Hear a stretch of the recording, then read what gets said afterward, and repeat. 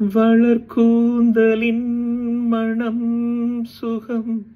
இதமாக தூங்கவா, வனராணியின் இதழ்களில் புதுராகம் பாடவா, மடி கொண்ட தேனை மனம் கொள்ள வருகின்ற முல்லை இங்கே,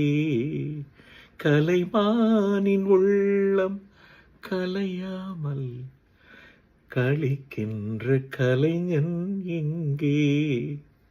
கலைகள் நீ, கலைஞன் நான், கவிதைகள் பாடவா, ஒரு வானவில் போலே என் வாழ்விலே வந்தாய், உன் பார்வையால் என்னை வென்றாய், என் உயிரிலே நீ